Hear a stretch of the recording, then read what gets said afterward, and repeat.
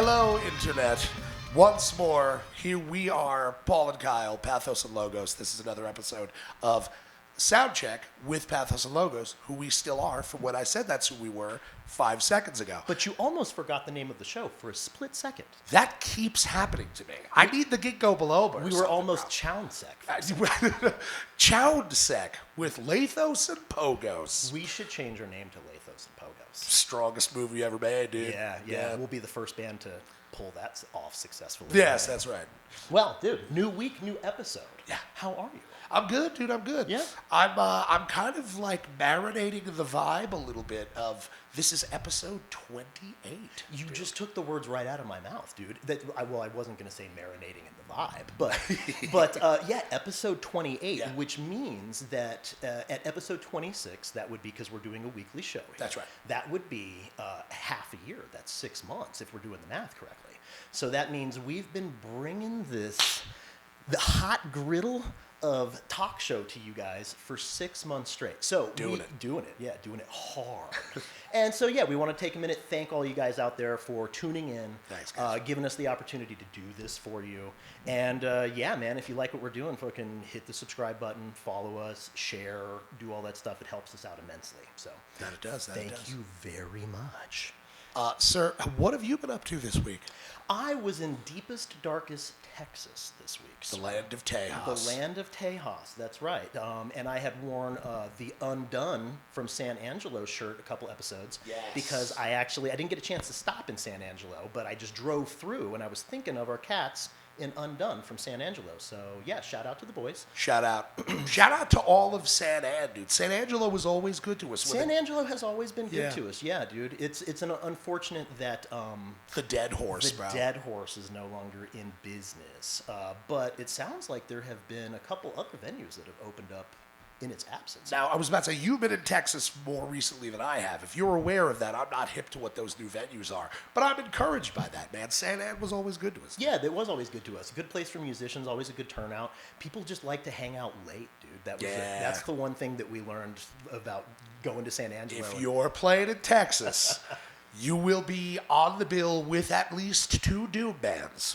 And the gig does not start until 10:30 or 11 o'clock. That's true. Yeah, you're going to be up past your bedtime on that one. Yeah, so don't show up for Soundcheck at 5. Probably, yes. Don't do that. Yeah, definitely do not do that. But other than that, man, yeah, just working, polishing up some of the newer songs that we Yeah. got going on for the next record. Yeah. And then, doing the show, dude. That's right. That's what's been keeping us busy. We've been booking some shows behind the scenes. Have been. Yeah, have been working some shows, trying to get like a little Colorado tour in for this summer. That's right. So Gotta get it holla at your boys if you want us to come and play at your bar mitzvah or whatever. Your I don't know what else, your company party. Gender reveal party, funeral, wherever you need us, dude, we'll be there. Yep, Yeah, all just of let that us know. stuff. Funeral, exactly. We charge the very low price of $500,000. That's to all. perform. That's all that it would cost you, dude. Yep, that's all that it'll cost you. We'll be there on time. Yeah. Yeah, we will dress appropriately. Yep. We will not hit. Maybe we will. Maybe we make no guarantees. Kyle will come with a banjo that has no strings. I will come with a washboard. We will primal scream the entire time. No discernible language, and that is the Pathos and Logos guarantee. You will not be able to understand a single word that we say. There will be no real language, just kind of some sort of primeval connection to source while Kyle smashes a stringless banjo on a washboard. And so if that is the energy that you want to bring to the celebration of life for your loved one, you can just send us an email at pathosandlogosloveyou.com. That is All right, Gmail. Pathos and Logos love you at gmail.com. That's right. That is our actual email address. So That's precisely feel right. free to send us love letters. We're not messing around with you right now. Oh, yeah, no. So yeah, you need us to show up, perform at your Catalina wine mixer. That's correct. Done. Yeah. We can do it. We can Yeah, do that. yeah, we're ready. So what about you, man? What's been going on for the week? Just a little bit of work, a lot of bit of practice, buddy. You did a jazz gig. I did play a jazz gig at Abbott and Wallace last night. I did a little bit of the jazz. I got the good fortune of playing with my buddies Paul and Doug, who I teach with at Mojo's Music Academy in Longmont. Shout to Mojo's. What's up? Been playing with them dudes for a long time. Hell yeah. And it's always a good time. Say sometimes you don't always hit loud. Sometimes you hit a little less loud. You just do a little ding dings. A little of this. I do a couple of these. I do a little on the snare every so often. And then they give you Jeffrey bucks to spend at Toys R Us. That's weird. Did you just reference Jeffrey Bucks from Toys R Us? Yeah, I did. That's amazing. I don't want to grow up, dude. I'm, as ever, a Toys R Us kid. Will always be a Toys R Us. That's right.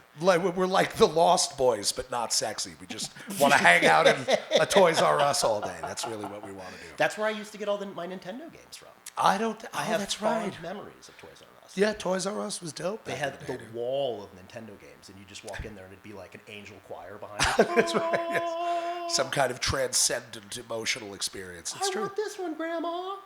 I would get all the best stuff to me came from the video store. That's right. Taking it back to the video store level, y'all. What you mean, like Blockbuster Video, or like local videos? We would alternate between. There was some stuff that Blockbuster had that the local spot and that Easy Video didn't have, and vice versa. I got a question for you. Did Tell- Easy Video have an adult content section? Easy Video did. Blockbuster obviously did not. Blockbuster was corporate, but Easy Video had that little like sketch ass room with like the hanging beads. You know, The beads are all stuck together for some strange reason. it's wild. We know why. You know, you would watch somebody go back there. It was like traveling into another dimension. You're like, that person's cursed. Like, that's Principal Skinner back there.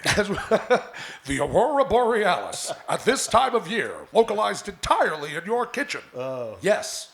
May I see it? No. Sure. You say Principal Skinner. I that's what got cannot reference. I'm sorry, you're right. It's quite all right. For a second, I didn't come with you there. I was like, what the fuck is Paul even talking about? It's not your... Kyle, you've been working in Texas all week. It's not your fault if you don't have Superintendent Chalmers references right off the dome, dude.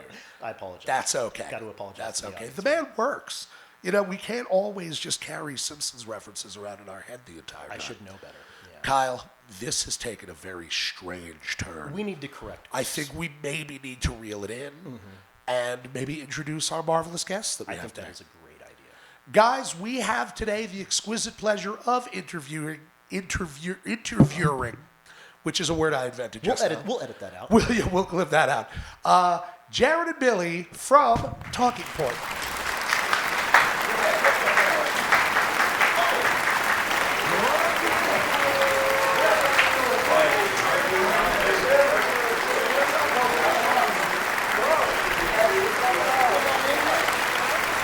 You got a microphone there? I'm a big guy, so any movement Paul's coming in. got a magnitude on it. And that's Yeah, that's the stability of the couch. yeah, they are. It's disorienting. They're comfortable couches, but your equilibrium is off for a second.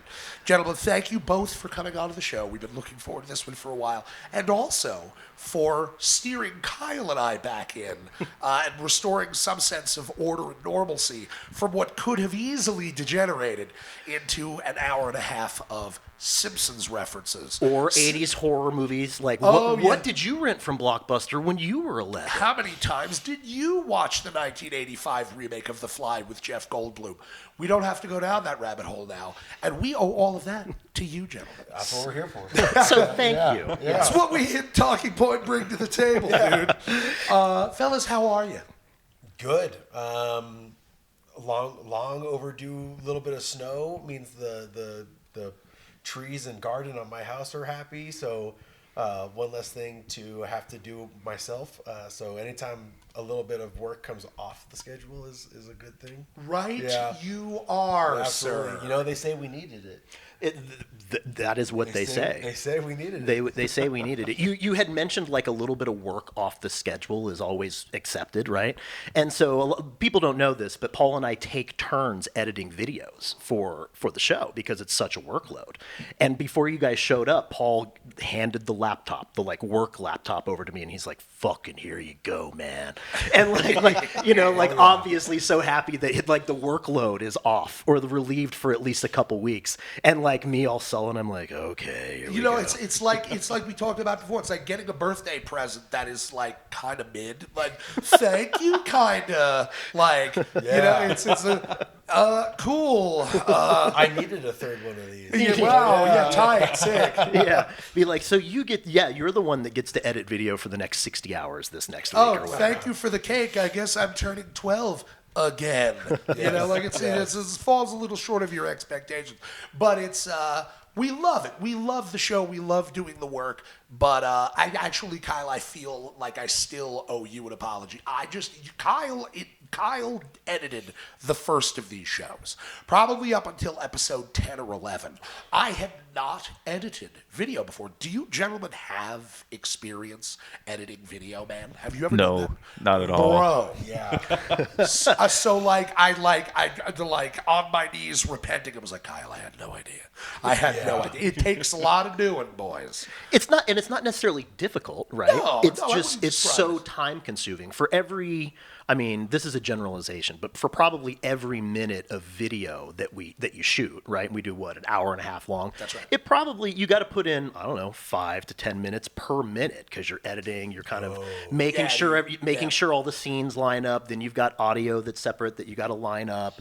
All the video has to line up. All the audio has to line up. Oh, what's that? You accidentally edited every single video clip, and now one of them is off. Start over what? again. Yeah, or like you edit something the wrong way and accidentally erase an entire camera and then don't notice that for 7 or 8 real-time minutes. And you're like, oh, I hope I don't run out of undos so that I can try to get that camera angle back. Billy, it's rough, buddy.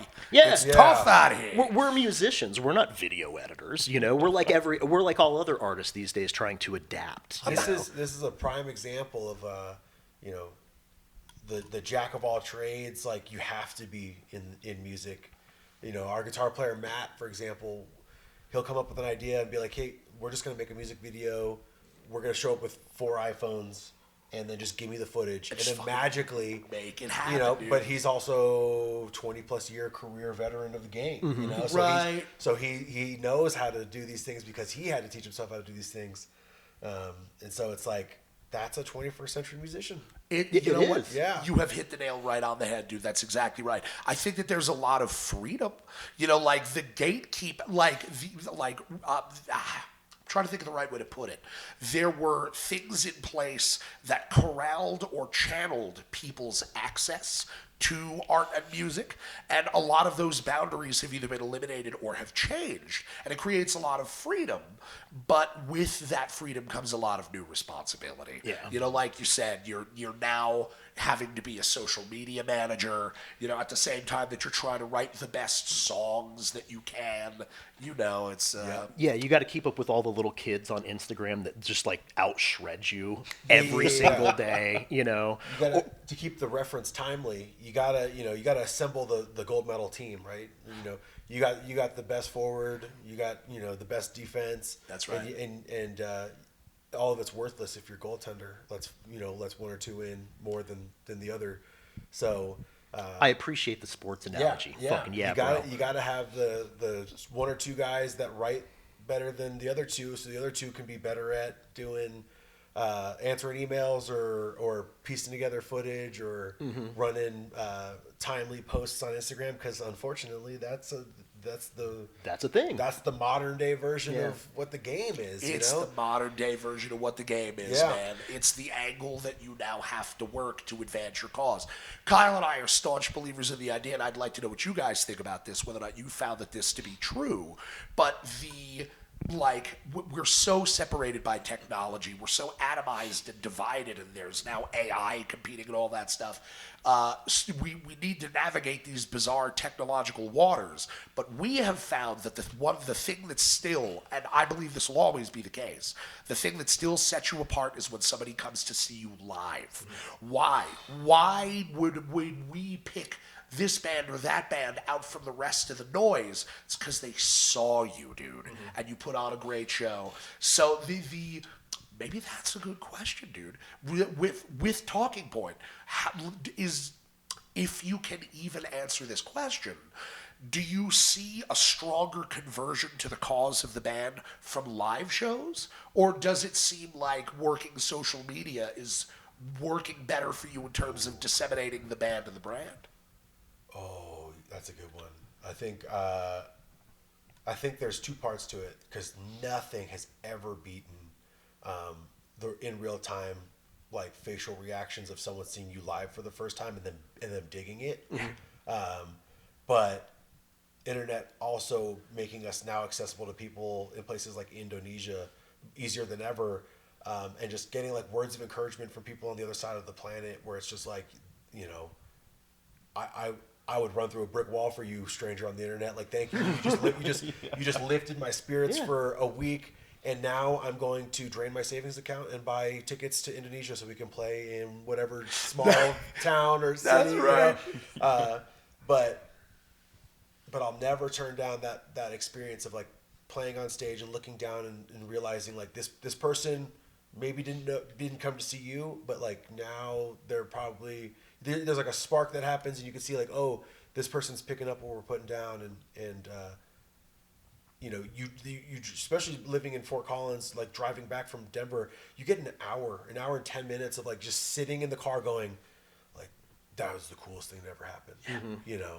Yeah. And that's why I keep coming back. I think really sir. that real physical connection is what keeps me coming back. For sure. Yeah. I almost think it's going to be the difference between a fan or a follower, right? Somebody may become a follower first online, right? But they're a follower. They're taking you in passing, right, with everything else on their feed, and they like it. This is cool. But they don't become a fan until they actually see you live or make some kind of personal connection, right? Yeah. So there's like, I hate to use the word conversion because that's like a business or a marketing thing, but I just think that's just the difference between a follower and a fan, right? People that would like, hey, I saw you on the internet, I came out to the show, I fucking love you now, I'm a fan, right? If they're just seeing you on the internet and taking you in passively, I would just define them as like a follower, you know? Well, and I mean, I don't think it's the cruelest thing in the world to use the word conversion, because follower is a little bit more impersonal. Right. It's the closer analog is almost like customer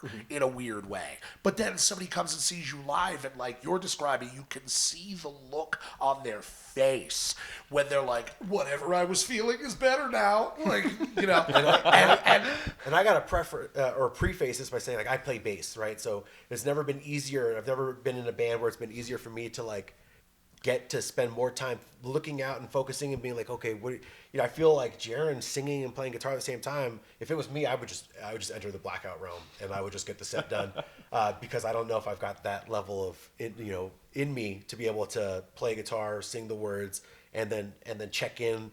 So I feel like I get that bonus, but I don't know. Do you even acknowledge, like, does it? That's a good No, question. yeah. Sometimes we'll hit like it's really fun watching when we hit like that first note and it slams in, and then you see like somebody's face in the crowd just like turn from like whatever like regular stagnant face they had to being like, whoa.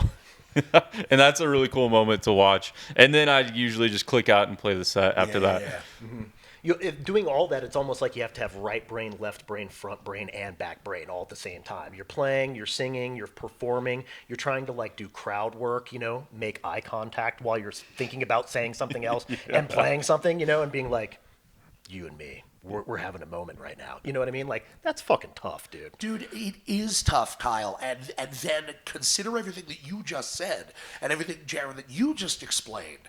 And then on top of that, for those who do not do this kind of work, like making sure that you're posting like relevant content and making sure that post is being made at the right time of the day. You know? Mean you don't want to do a social media post at 2 a.m.? You guys aren't reading what we put out when we post at 3:16 East Coast time. No, but it's true. There's so much that goes into it, man.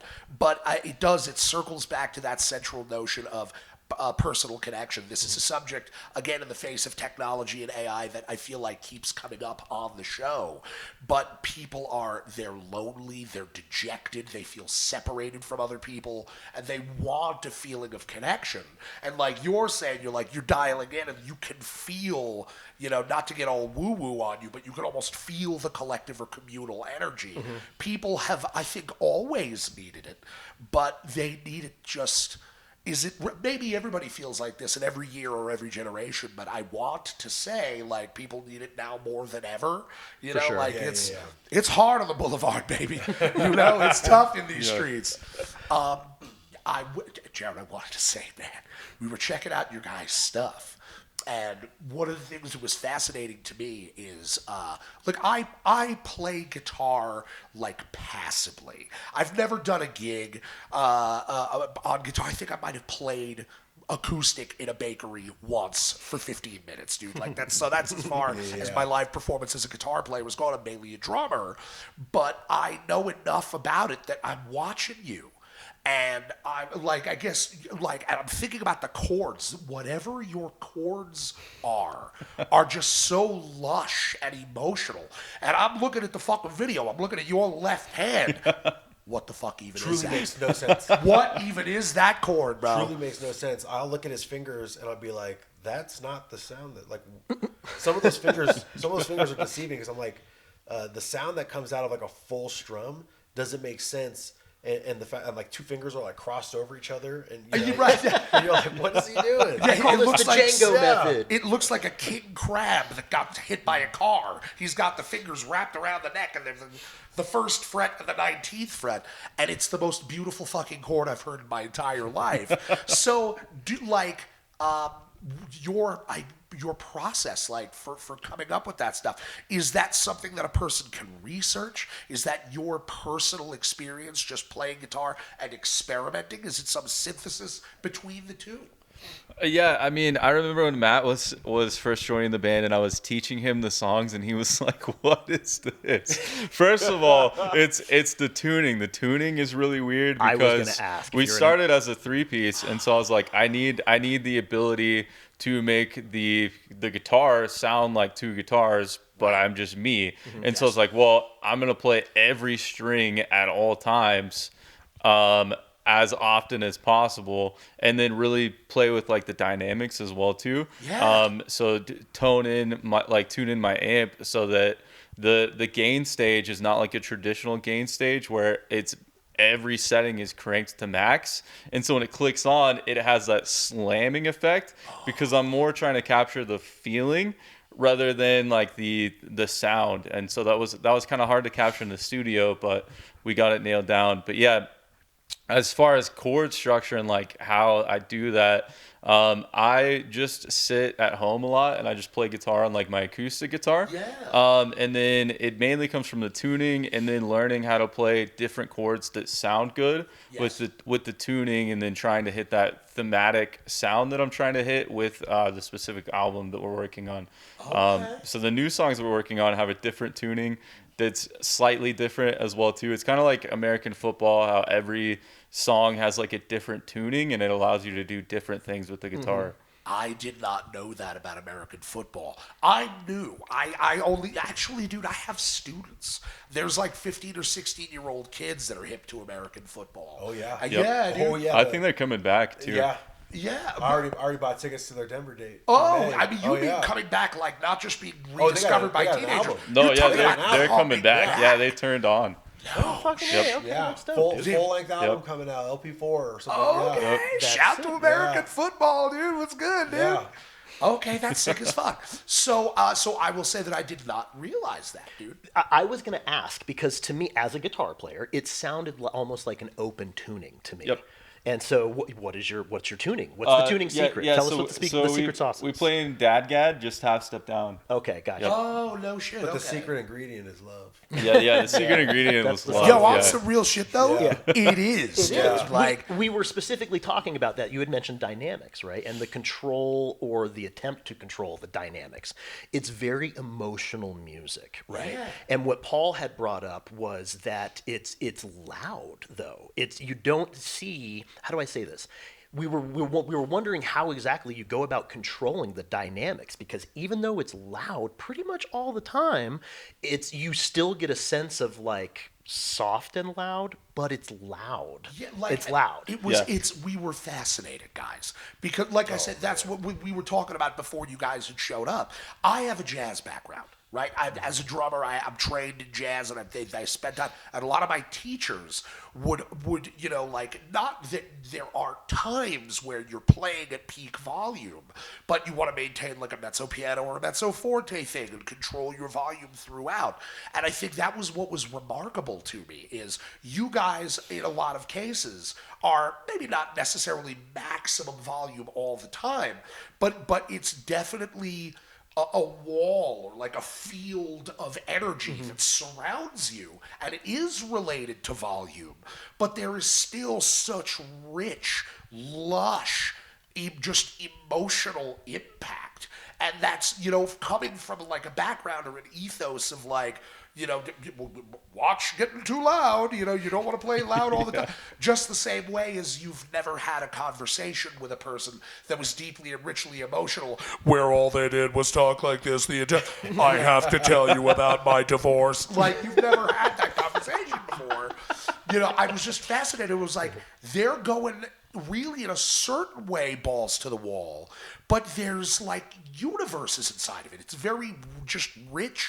Emotionally, it does have that impact. It does like is my feelings about my estranged father feeling better? Like the parts of the songs where like it'll cut, like drums and guitar will cut, or drums and bass will cut, and it's just guitar and like a word said, hit harder than like the slam of volume. Yeah. The heaviest parts of the song are like, for me, are like when everything cuts out and it's like, just the saddest little ring out of guitar, and then just a word said in a way that like, I think like, oh man, I've been that defeated before.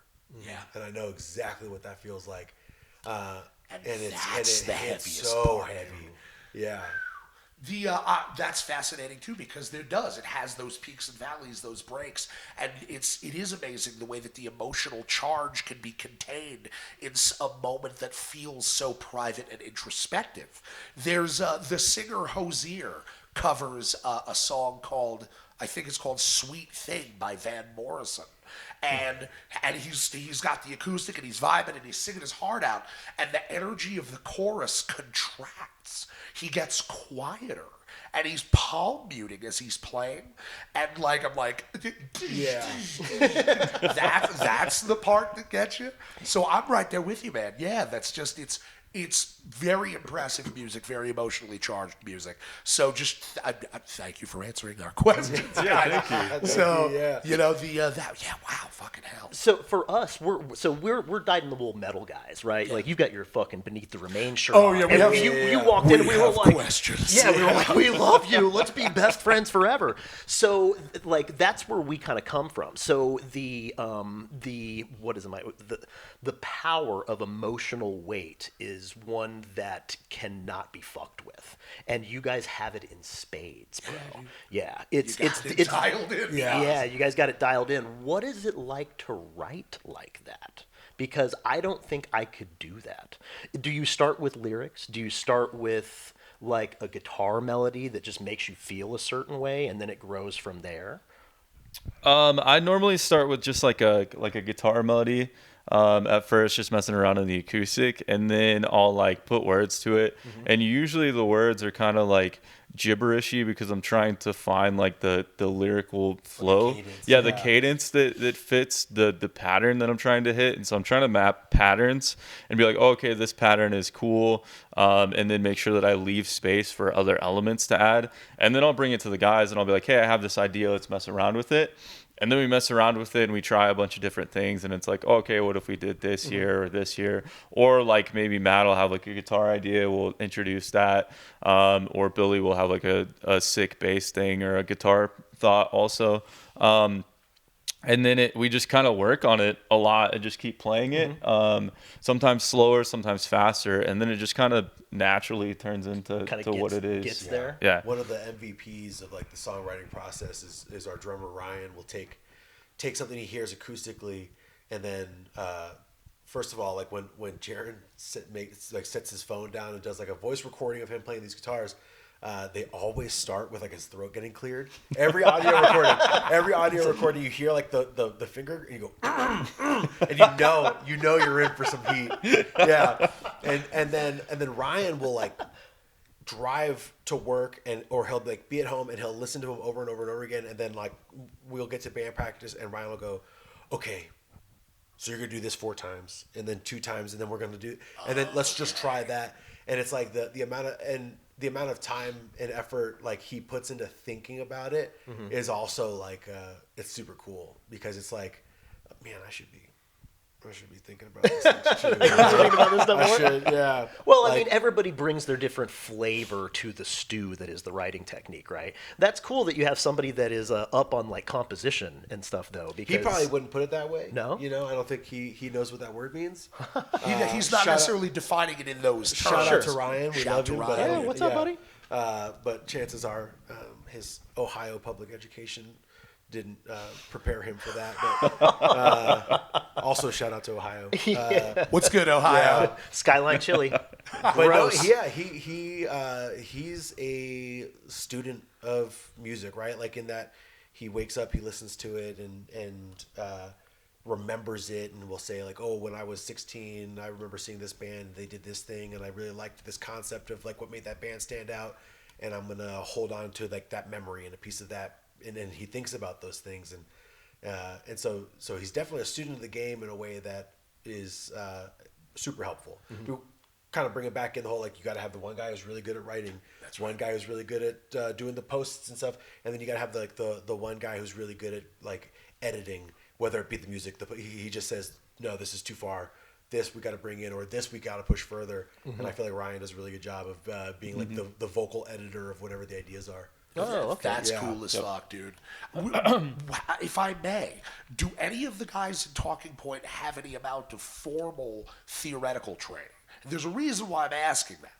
Because I give myself away here. I would describe myself at this point as a person who is pretty extensively trained. Okay. I did a lot of formal studying on the drum set, and I've spent a lot of time learning about theory and harmony and stuff like that. And I am glad that I did those things, because for me, when I am writing, making my contribution to what Kyle and I do, I lean on that information very heavily to get the sounds that I want. I just know that I wouldn't be able to access it if I didn't have that. Now, with that said, what you were just describing about like Ryan's process, where it isn't necessarily the product of like, well, this 2516 in D flat, we'll be, worrying about the Dorian scale or something like that, where it's just like, I had this feeling when I was 16 years old, I want to access that, and then you're troubleshooting or arranging or rewriting until you find something that just sort of like, where it has a more of an emotional basis. Like, there are times, for as much as I'm glad that I have the training that I have, where I wonder if it hasn't almost put a barrier up between me and source. Yeah. You know what I mean? Like, where the writing and creativity is supposed to have that element of mystery, where it's traveling through you, and then you create this incredible thing that makes you as a band feel a certain way and makes the listeners feel a certain way. I guess my question is that what you described about how Ryan does it, is that in your respective ways more or less the way that you guys all do it? Would you just like, I've got these chords, I've got these words, guys, here's what I've got, and then you sort of, it just coalesces and it turns into a Talking Point song? I used to teach guitar. It was like one of my very first jobs when I was like 16. Oh, no so I self-taught myself very quickly how to like read sheet music on guitar and stuff, enough to teach like beginners. And that's as far as I really delved into it. I taught guitar for like maybe 3 or 4 years, just beginners on how to do stuff. So I never learned like formal scales or anything, but I had like basic knowledge. And then I would also play in like church bands a lot, which is where I learned how to do like all of the atmosphere stuff that you would do with like pads and stuff behind it, and how to layer different feelings and emotions, because that's like what most church bands do. It's very atmospheric.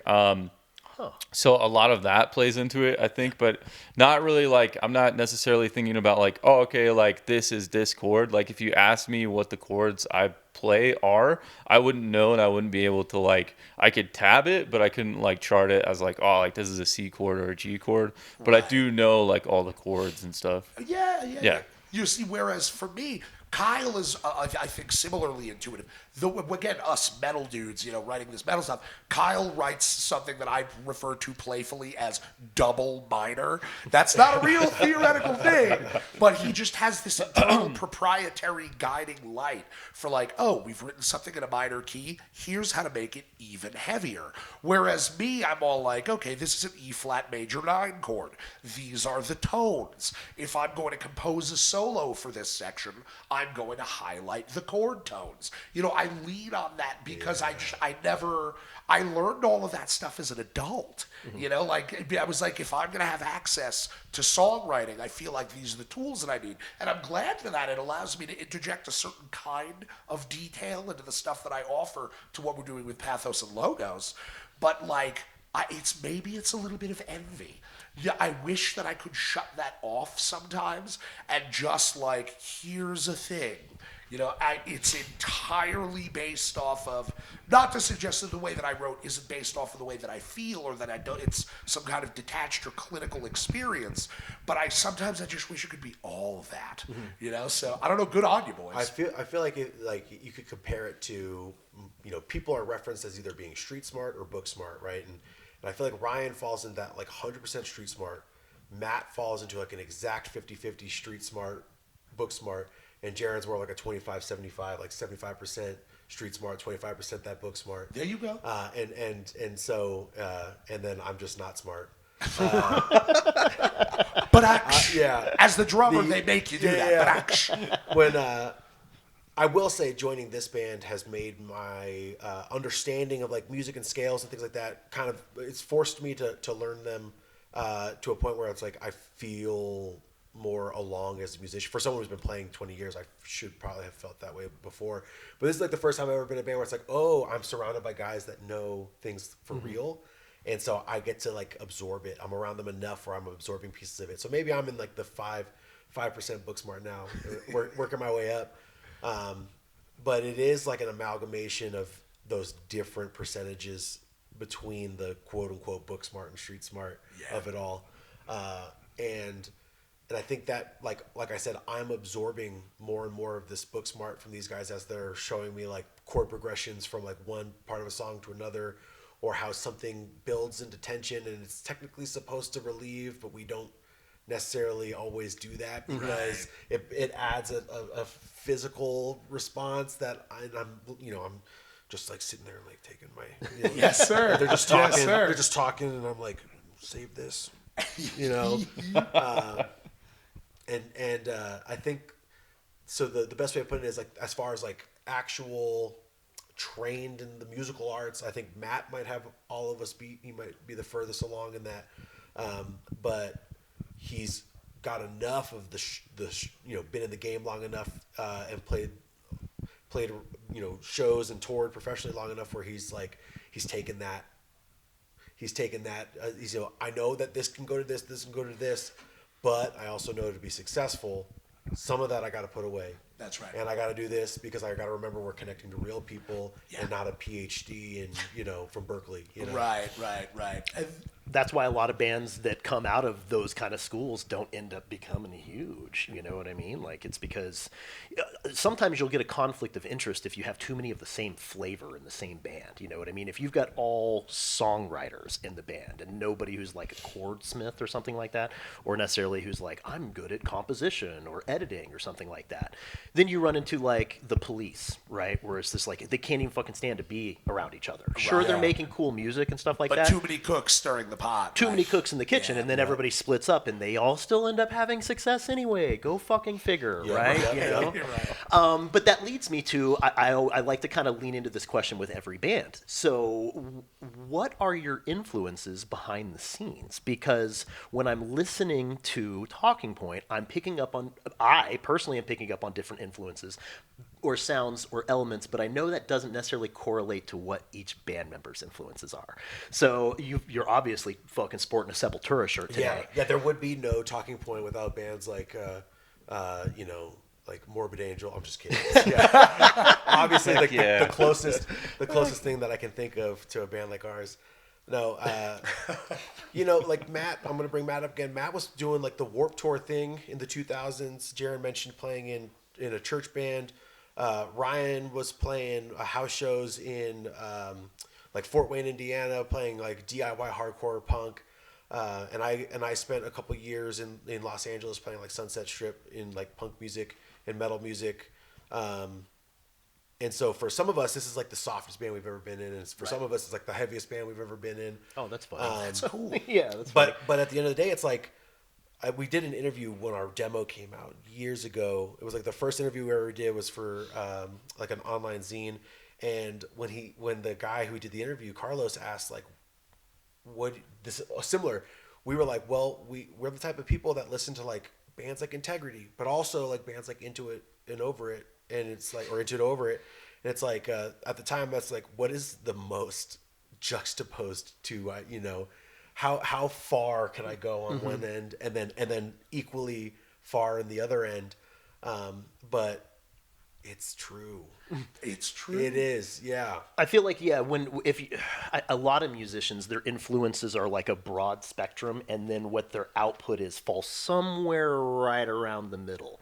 You know what I mean? Like if they're listening to a lot of extreme death metal, but that's offset by like Sade or something like that, you're not going to necessarily get slamming death metal. You're going to get something maybe a little more metal chorus, you know what I mean? Where it's like melody in the chorus or something like that, you know what I mean? But if we're just listening to, I don't know, Infant Annihilator all day and that's it, you're probably going to put out something that sounds pretty similar to Infant Annihilator. Right, right. And I find, I don't know whether or not this resonates with you guys, but I feel like I can extrapolate here, is that it is, when it comes to those really diverse influences, it's not as hard to reconcile them inside of yourself and inside of your creative process as you might think.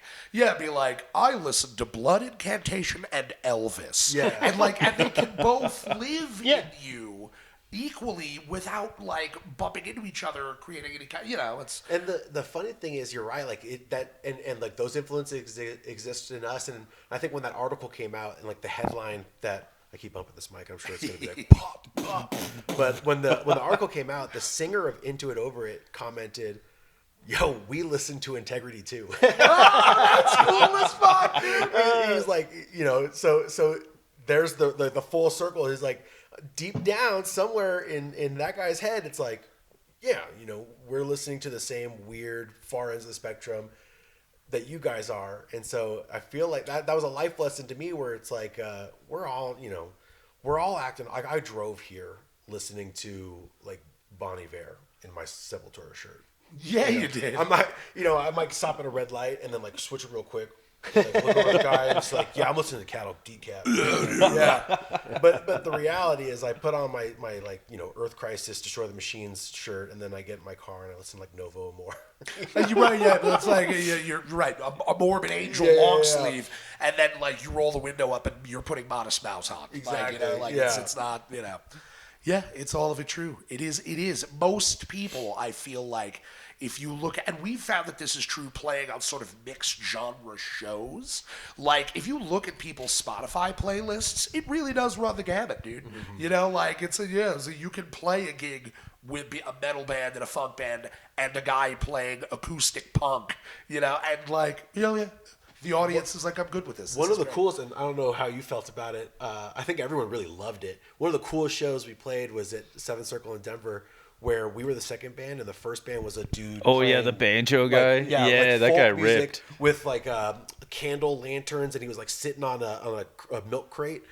And then and he was like singing these like pro union songs and like workers' rights music. Hard. And then we were like planned it. We were like, he's gonna strum out that last note, and then everyone's just gonna clear his stuff out, and we're just gonna rip the first note. And it ended up being like one of the coolest shows we've played. That's so sick. Yeah, and even like that guy, I think it's I'm gonna butcher this.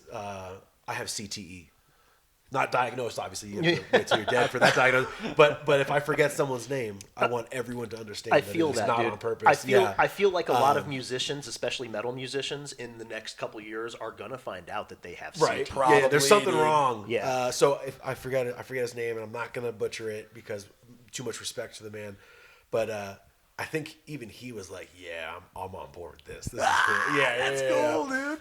Well, you never know what kind of crossover appeal there's going to be, and there's always going to be some amount of crossover, Whenever we play mixed genre shows, it's never like everybody walks out. It never is. There's usually, it's never 100% of people are into you either, you know what I mean? But we always end up making new fans from mixed genre shows, dude. Whether it's hip hop kids or like, the cover band people were like, yo, fucking, we loved your cover of Love Song or something like that, Yeah, you just never know. You're always going to have a small amount of just crossover there. Yeah. So Now, it's funny. This has happened a couple of times now. You usually ask this question, but it just occurred to me. So you were talking about the different tunings, and not just different tunings for like a particular record, but by the record, shifting the tuning in an effort to create like a new vibe or something like that. And I feel like that fairly organically leads to gear, dude. So, it's right. So is there a piece or pieces of gear? You had made a comment about it being like, oh, it was a little tricky to stick the landing on this in the studio, but like we have the vibe dialed in when we play live. So that suggests to me that there's a relationship, not just the songwriting, but also the gear that you're using to kind of convey the energy. Is there a single piece or several pieces of gear that you're like, this is a cornerstone, we need this in order to create our experience live? One time I forgot my full pedal board for a show, and we played it with no pedals, and I was like, this was awful. And then afterwards, a guy came up to me, and he was like, I don't know what you were doing, but your tone was the most perfect tone I've ever heard in my life. And I was like, it was nothing. It was raw.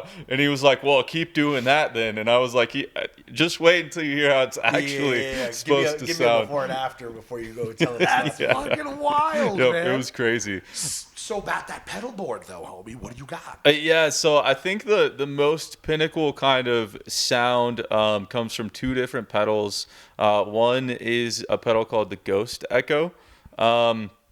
And what it is it's a reverb and kind of like a modulated delay, like stacked together. Shout out Earthquaker, they make the best 100%. pedals. Yep. Okay, nice. And then the other one is the Avalanche Run, which is also a reverb and a delay. And so I like to mix delays and reverbs on top of delays and reverbs to hit that kind of pad sound that I'm trying to get, where it lingers after a note a little bit, but it's still articulate enough to. The studio secret was the harmonist, wasn't it? Yeah. So and then we studied. Me and Dan, who was recording us, studied a band called Holy Fawn because we both like that band a lot, and they have a particular song where they do this thing with like the harmonist where it creates like a really high tone, and I was like, I want to figure out how to do that. And so we had ordered the harmonist because that's the pedal that they use, and we were just gonna like try to copy the settings through detailed analysis of like watching videos and zooming in on the pedal board and being like, I think it's this, like the knob is Absolute this scholars. way. Yeah. Scholars. And the pedal didn't come in time when we needed it for recording. So then I was like, well, I'm just going to play everything doubled and just add a second an octave up. And then to hit that like third thing that the harmonist does, which we thought it just added like a middle kind of harmony as well, we added just like a little middle, and we really nailed it on the album. And then I finally got the pedal for the live setup, and the way that I have to run it, because I'm playing every string, and it sounds really weird if you add like a harmonist, which is like an octave pedal, and you play every string, it'll sound really bad. Sure. And so what I do is I split my signal with an EQ pedal, and I went and just coded out a low pass and a high pass to split the different frequencies. And then the harmonist only runs on the high pass, so that it just only works on the high strings and it leaves the low strings away, so I can still slam and play every single chord. And then I have a JHS like summing little pedal that like splits everything back into a mono signal. But it sounds really cool when it works. When it works. Saw Yeah. you guys. I mean, we can vouch. It does sound fucking Yes. pretty good, dude. Yeah, this is the intersection of like musician and like data scientist. Right? Like, he's over here like tweaking frequencies. Like these must be cut. These must be boosted. All of this must feed. But it's what it immediately calls to mind, though. So one of the drummers that I like a lot is like a fusion studio guy. He was real, he's still around now, but he played with like the jazz piano player Chick Corea in the 80s and stuff like that. This guy, Dave Weckl. And so you're talking about like literally like watching videos to try and get the settings for the pedal right and stuff like that. And I'm like, to me, that just feels like the modern iteration of like back in the 60s or 70s or whatever it is, Weckl throwing on a Buddy Rich record and slowing down the RPM, to figure out like, okay, well, that sounds like he hit the tom right after. So you're still just relying on a form of technology to sort of extrude or extract information about how to recreate a sound that you want, man. That's just what it looks like in 2026. Yep, yeah, because everything has already been done before. We're just iterating on things that have been done before to create new things. That's right. Yeah, exactly. With the nothing new under the sun effect. Yep. But generationally, things do get repackaged that gives it that feeling of newness. And also, too, with regard to, like, the nothing new under the sun, like, we're new. You know what I mean? Like, there's never been, like, a specific, like, Billy or Jaren before. You're new.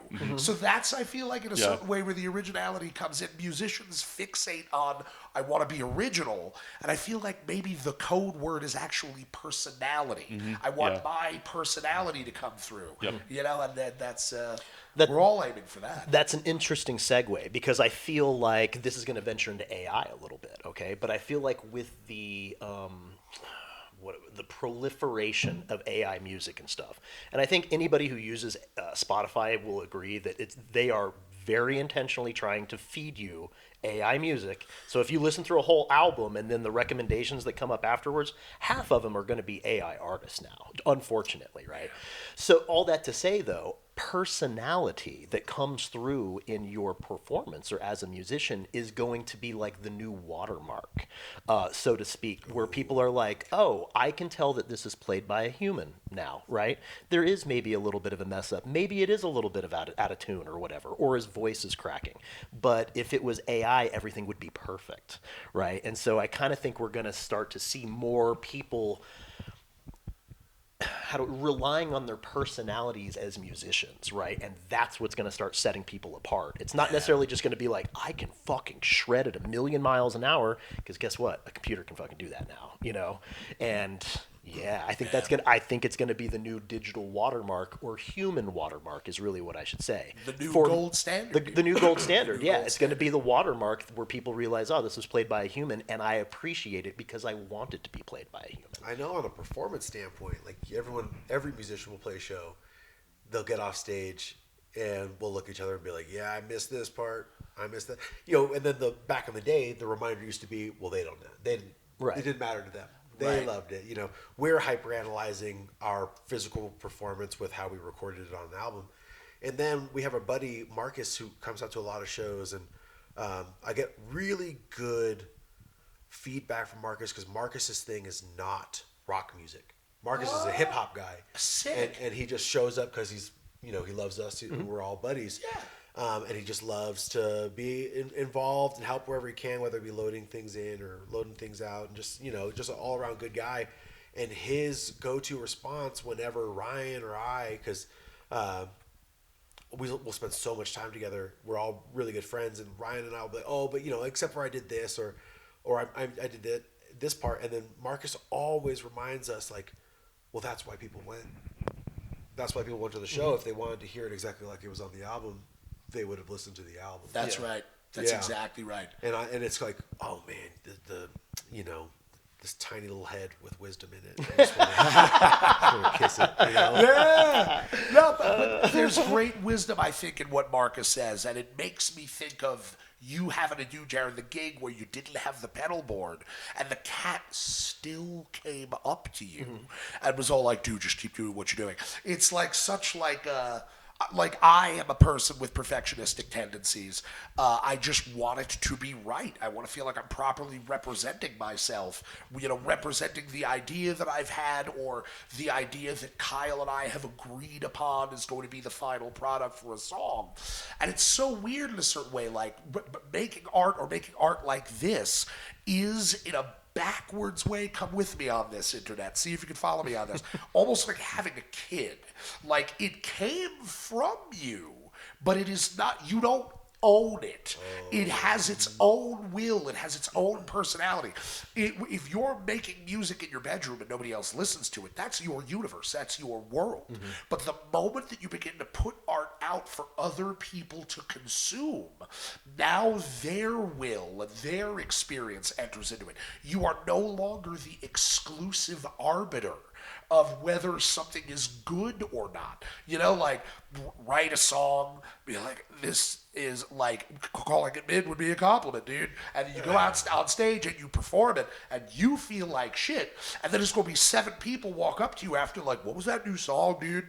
Because I was crying in the fucking back, dude. You know what I mean? And you're all like, and you have to like play it cool, be like, yeah, dude, this is the way that we wanted it the whole time. Meanwhile, you're like, you're on the car ride down, you're asking yourself the question, should we even play this song tonight?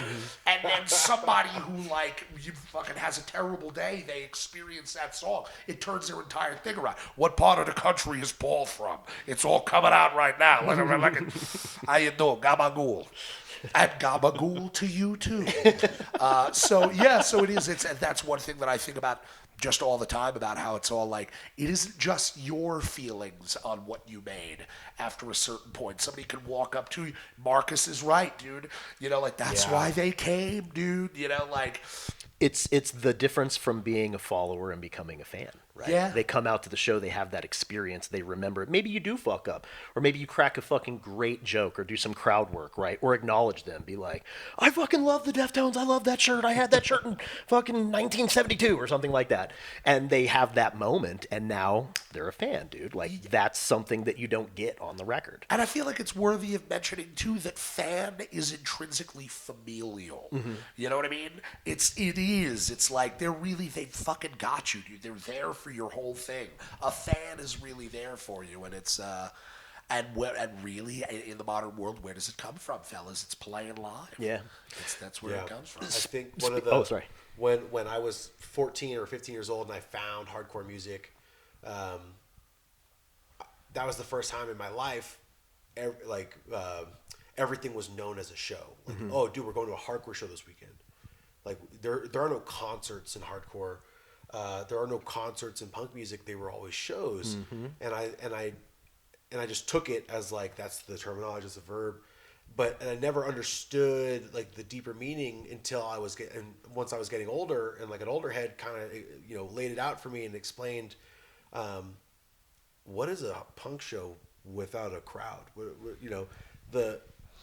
That's band practice at that point, right? Yeah. Right. So what makes it a show is the interaction between the band performing live and the crowd's response, and whether it be stage dives, singing along, nodding their heads, jumping up and down, their participation in the performance art is the stage that is the world that Shakespeare spoke about. Yes. Yeah. Like, this is a show. We are the performers, but you are also the performers. Right. See, That's great, dude. fucking, that is great, dude. I've never heard anybody put it quite that way before, Billy, and I think you stuck the landing on it, man. The band is performing. The band might be up there catalyzing the experience, but it is a piece of performance art. It's an improv troupe of strangers. That's exactly right. Yeah. And everybody's doing their version of yes and.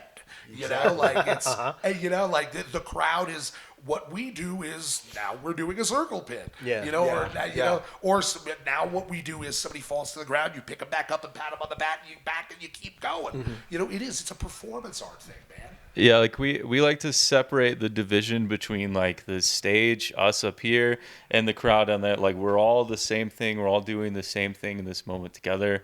Like if you know the words, come grab the mic. Like none of us care. Like get on the stage. Like, you know, don't tick off the venue because then we can't play. Right, yeah. Right. Don't rip like all the we cables out. personally don't care.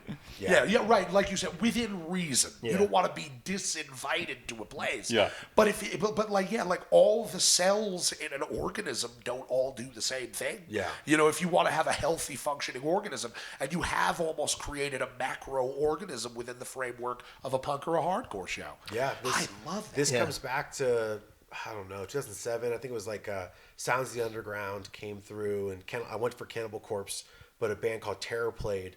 And Hometown Homies, the best, got a new album coming out.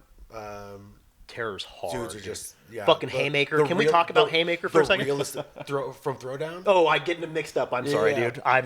We'll edit that out. Well, Terror gets on stage, and at this point I'm still like a black metal, death metal fan.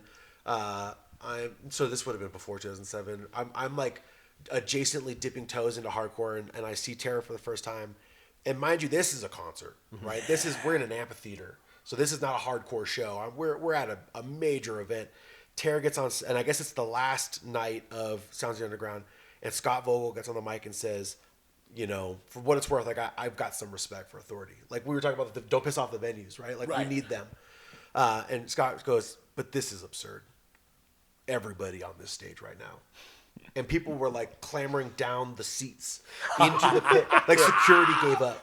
they were like, Security just gave up what they were doing. And that's when I went, okay, I'm going to find hardcore bands from my high school, and I'm going to go see them live next weekend. Hell yeah, dude. Yeah. Hell yeah, That's fucking, dude. I'm sort of the same way, dude. My first concert wasn't necessarily a hardcore show, but eventually I got and went to a hardcore show. I saw Hatebreed at used to be the Starlight in Fort Collins, tiny fucking venue, dude. It was Hatebreed and Earth Crisis, and I was like, what the fuck? I was just like, this is amazing, dude. And then after that, it was just like, dude, that's why I moved out to Jersey. Like, I had to be in that scene, you know? And so I was going to ask you, what was your first concert that you went to, or show, I should say? You got a first one? Yeah, what's your first one? I think the first like show that I went to was at a place called 3J's. In Johnstown. Shout out 3J's. It was like this coffee shop venue thing. I think it's a barbecue restaurant now. I know which, dude. I've been to that venue yeah, before. Yeah, I think it's closed down. But there was this band called Staple that was playing. So I went to see them, and it was cool because it wasn't really a hardcore show, but it was like a rock show with like screaming and stuff. And I was like maybe like 14 or something like that, and it was cool. That was my first one, and then after that, I just went to concerts like all the time and went to Warped Tour constantly. 3J's, that's fucking bringing me back. I remember 3J's. Yeah, that place has been gone for a while. Yep, yeah, now, gone dude. for a long time. Yeah. Hell, Hody's isn't even there. Yeah. No, it's No, it's not comedy. for a long Yeah, the time. comedy for it. Yep. Yeah. Billy, what about you, Okay. homie? So for middle school, honorable mention, 3 years old at Beach Boys. Hell yeah, bro. With my mom. So Too hard. cool. Too cool. So Yes. hard. Middle school, there was a few of us that were like the battle vest type metal kids, and one of them, his name was Dusty, and Dusty, real name, not Dustin. Homie's name was Dusty. Dusty. Mom was a biker, drove a Chevy Impala, just the rat, like, you know, single mom, just raising a rad kid, and she was like, "I'm taking all of your homies to Ozfest this year." And, shit, so we went to Ozfest, and I saw Rob Zombie, and I thought, like, this is super cool. I really like this, and this might date me exactly, but Iron Maiden gets up to perform, and Sharon Osbourne pulls the power on Iron Maiden. I heard and about Jack Osbourne this. and his buddies are like throwing, allegedly and supposedly, Throwing eggs at Bruce Dickinson because they were more or less playing too great. I guess they were. Sharon was concerned that Black Sabbath would come out and be blown off. Yeah. Which, for the record, Ozzy performed at like such an incredible peak, and being a child and watching that was just legendary. But at the same time, maybe Iron Maiden. Maybe they won. Maybe they won it. They played an incredible set. And then once I got a little bit older and I went to the Sounds Underground and I saw Terror and I was like, okay, I'm going to go to a show. I went to the Cobalt Cafe in Canoga Park, California to see a band called Internal Affairs. Like, we're talking like the level of punk where like one song is called Fuck Yeah and it's 3 seconds 3 long. seconds. And the lyrics are Fuck yeah. That's amazing. How did I guess? Yeah, and it's like the stage is like an inch off the floor, and the tallest thing to jump off of for stage dives was a PA speaker, and so like I think during Fuck Yeah, like 14-year-old me thought, let's jump off this stage, and there was like no music, so I was just an idiot kid like, who clearly didn't know the song, clearly didn't know the band. It's like the scene in the movie, everybody parts and you just bam. But you bounce a lot, a lot easier in your teens than you do now in your 30s. Yeah, you're all cartilage back then. Dude. That's right. Half your body's cartilage. Yeah, Internal Affairs was like the first local hardcore band that I was like, I'm going to go see a hardcore show. Yeah. At the Cobalt Cat, a legendary spot in the San Fernando Valley of California that closed years ago, but like the lore is still like incredible. Hell yeah. Yeah, just one of those spots for sure. That's fucking awesome, dude. What was your first concert? I don't think we've ever even talked about this. We have talked about Oh, we this. have? I don't talk about this very much because I'm a fucking weirdo. Okay. My first concert was Dave Matthews Band. For real? That's That what's was up. the yeah. first That's one what's that I went to go see. Wow. And so I feel like I have learned a lot about the live experience and everything like that. But there's still, guys, this part of me. They had put out a record and I loved the record and I went to go see them live and I'm surrounded by people who are, this is very different from a lot of people's experience at a live show. I'm surrounded by people who are singing all the words to the songs that I love. And I was like, these are my feelings, you fucking idiots. Get the fuck, what? Get the fuck away from me, dude. Like, this is not for you. Why are you all here? Like, I had a very different initial experience. Mm-hmm. It was very personal for me, and I didn't want, it's I don't know that I was 14 and it was the Dave Matthews Band. It's different. I worked at Ozfest. Actually, I worked for Matt Byrne from Hatebreed on the Ozfest tour in 07 and was not a hardcore. I still would not characterize myself as a hardcore guy per se, but working for that band for 2 months and then going out on stage. Kyle's heard me say this a million times. He'll laugh at me. You're in Atlanta, Georgia, and fucking, Josta comes out on stage and he looks at the crowd, and you remember the whole controversy with Michael Vick and the Dogs, dude? Do you remember anything about that? Yeah. He comes out on stage, I want you to make this fucking place look like Michael Vick's backyard. And the people were taking bites out of each other. It was fucking crazy. Different era. Completely different era. It was a different vibe. But just less that specific example, and more just being introduced to the power, really call it what it is, guys, of community. Yeah. You know what I mean? Like, okay, community is expressing itself as pits and everybody like moving around and this, that, and the other thing.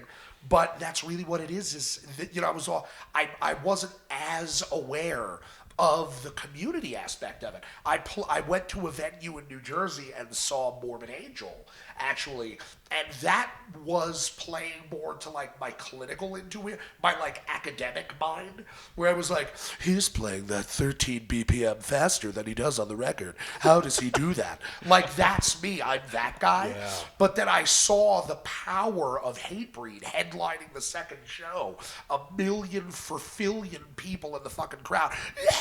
Just freaking out. I was like, oh, I get it. I understand now. Yeah. Like, that was. But I get those like well, who was it? You were saying not John Mayer, but Dave Matthews. I get it. You know, like sometimes you just want to sing along. Yeah. You like not scream along. Sometimes you just want to sing along. Yeah. You know. Yeah, What I'll say so Paul grew up very much on like bands with vocal harmonies, right? Or just like a vocal harmony rich elements, right? Beach Boys. Beach Boys, exactly. And so it doesn't surprise me that Dave Matthews Band would be like your first show, dude. Yeah, I mean, honestly, like, I've given my life to the drum set. I spent a lot of time playing drums, but at the end of the day, I was a singer before I did anything else. And even as a young teenager, I was always very impressed by complex vocal harmony. And so that would be gravitating to that. You know, like a band like that vocal band Pentatonics or whatever, they're not like pitting and doing spin kicks while they're hitting their lush vocal harmony. You know what I mean? Although that would be sick. Pentatonics, maybe you need to figure it out, dude. This is a good. This brings up a good point. Like, when Ryan and I were looking to start Talking Point, before we had a band name or an idea, it was let's play non-hardcore music. And then we looked at each other and we were like, do you know how to sing? Because I do not know how to sing. And then we were like, well, we gave it a good effort. Yeah. We tried. Yeah. All right. And then out of nowhere, I got a text message from Ryan, and he was like, did you know Jaren can sing? And we didn't even really know each other, except for the fact like our band had played with his band. Yeah. But in which he played guitar and didn't sing. And then I just got a random text like, did you know Jaren can sing? We should ask him. and so he sends me a voice recording, classic like vocal, you know, right before. But that's how you know that shit's about to be fire, though, dude. And then 2 seconds in, I was just like, I just thought of like Robert Trujillo in the Metallica documentary. It's like, if I had $1 million check, I would just sign that man right now. There you go. Lock him in. What a fucking compliment, bro. Yeah, What dude. a compliment. The $1 Million Man over here. I $1 like million it. man, baby. You're going to have to get that voice insured, like J-Lo insured her booty. Yeah, get that throat clearing fucking insured. Get that patented, dude. Fucking- So actually, you know what? That's so funny, gentlemen. Of discussing all this other stuff, and we haven't touched on this yet. And it's such an elemental question. How long has Talking Point been a band? I think like 3 years. We started in COVID because so Billy and Ryan played in a hardcore band called Deadbeat, and then I played in a different hardcore band called Wolf Blitzer. And we had stopped because of COVID, so there were like no shows, and we were all bored. And I had like made like an Instagram reel thing of just me messing around with one of like my solo stuff things because I thought that was what I was gonna do. And then Ryan was like, "This is sick." And then I was like, let's mess around with something. And then we were like, we should be balance and composure. And then we tried really hard on the first EP, and it was not even close. Greatest band of all time. Balance and composure. Shout out Balance and Composure. Yeah, shout out Greatest Balance and band. Composure. Okay. But that's not us, right? Like we're, for lack of a better term, like we're goons from hardcore bands. Like we play palm muted chugs and we yell and real Neanderthal drumming and so we're like, okay, let's write music from what we know, like in the genres that we know how to play. Yeah. With the end goal being like something as pretty and as like floral as like a Balance and Composure song. And of course, like all things we mentioned earlier, we landed somewhere in the middle. Yeah. Would you consider the genre of the band to be like post-hardcore then? Safe bet. Yeah, Safe I bet, think yeah. I think the clinical term would be like emotional hardcore, which is probably a godfather of post-hardcore. Yeah, that's exact. Because that's what I was kind of like. I was thinking that like, would it be emo core? You know what I mean? Right. But I think that would have been 20 years ago. Yeah. Right now, people would refer to that kind of the evolution of that music as post-hardcore. Yeah, there's like an internet joke where it's like, you know, real emo was created in DC in the 90s. Yes, dude. Dudes from Mood Mood Swing Misery were bringing that up. talking about. They brought that up specifically. So yeah. if that's real emo, then maybe we're real emo. There you go. Yeah. That's cool fucking, as yeah, fuck, that's great, dude. Well, we're getting kind of close to the end here, guys. What kind of big plans do you guys have for 2026? Well, we're finally. I don't know how long it's been. We're finally back up and running and playing shows again after some medical concerns that we had. Right. Our the worst parts seem to be behind us. So now it's a level of excitement that's like almost new again. We're like back again, and people are gonna be like, "It's been 3 months, homie, chill out." But like, we love You this. guys We missed love one this. show. 3 months, Yeah, and yeah. also you're ready to get up and do it again. Yeah, three months that were for some of us were really not easy, and so it's like getting a piece of your day-to-day life back, which is all you could really ask for, and that's exciting. So playing shows again, we did last October. We put out a full-length record, and speaking to Braeburn Records at the last showcase, we are ready to make some 12-inch records. Hey. Okay, sick, dude. Now that some medical issues are behind us, we're ready to start pressing 12 inches and playing shows and selling records. Fucking A, dude. Yeah. Hell yeah, dude. Shout to Braeburn, dude. Yeah. Derek, what's good, baby? Big love. Absolutely. Come back on the show. But and you guys had the showcase last weekend, right? Ooh, 2 weekends ago? No, maybe Yeah, it was a week last. ago. Yeah, it was last week. weekend. It goes by yeah. quick. It goes by quick. Yeah, we had every intention of being there, but we had some stuff behind the scenes going on too that kept us from getting there. But I'm assuming it went very well, right? It was great. Absolutely. And we got more shows. We're finally playing Fort Collins again in 2 weeks. Let's see, depending on when this airs, It'll probably be right around probably the same week this comes out. Then Yeah, so right around that time, we'll be having our first hometown show since like all of the medical drama started. Really. Oh, that's great, dude. So super excited, and really just no slowing down on already writing a handful of new songs. Hell yeah. Yeah. Yeah, dude. Yep. No slowing down. No slowing down. Yeah. Well, especially after having like a dramatic or a catastrophic event going on behind the scenes. I don't want to sound like an opportunist, but as an artist or a musician, sometimes those are the best moments to capitalize. Dig in. Yeah, Yeah. because you can kind of channel, your artistry antenna or whatever, and really get into those emotions and feelings and put them on paper or put them on a guitar and drums or whatever. Whereas if you give it 5 years and then try and revisit it, you're a completely different person at that time. And also just art as a tool for emotional metabolism. Yeah. You know what I mean? You have to process what you just went through, and it'll end up producing a lot of new material, and you kind of get to work through whatever was going on, man. And that's excellent, dude. Yeah. Fucking guys, thank you so much. Hey, thank for you. coming Thank on you the show, guys. man. Right. Before we kind of end this, I want to let you guys know real quick. I told you guys before, but I just want to shout this out for everybody in the back. So y'all have been the most requested and the most referred or recommended, however you want to say it, band by people requesting bands to be on the show or other bands saying you guys should have this band on. Easily the most requested and most recommended band. So fucking congratulations in a way. Like I thought you guys crazy. might like to hear that. That's absolutely crazy. This is also the only band I've ever been in where I'm not ashamed to show my mom. So we're double win. That's great. Double win. So I'm gonna show my mom this interview. Fuck yeah! Shout out to his mom. What's up? Fuck yeah, dude. Okay, guys, we'll wrap it up now. Go ahead and let everybody know where they can find you. What are your social tags and stuff like that? We use @TalkingXPoint. I'm sure Talking Point was available, but we are a hardcore band at the end of the day. So Talking Gotta X get that X Point in on there. everything. Yeah. You can find us on Instagram @TalkingXPoint for all upcoming shows. We're gonna have, there's gonna be tons of notices for upcoming merch and records. If you follow Braeburn Records, you'll see some posts coming about us soon too. Otherwise, our Bandcamp is bandcamp.com/TalkingXPoint. You guys brought up a good point about Spotify and AI music. So if you are a fan of not listening to AI music, please check us out on Bandcamp. Yes. There you go. After they implemented that no AI artist procedure in place, which I appreciate as an artist myself. Yep, that's true. And then let's see. Do you guys have your own website?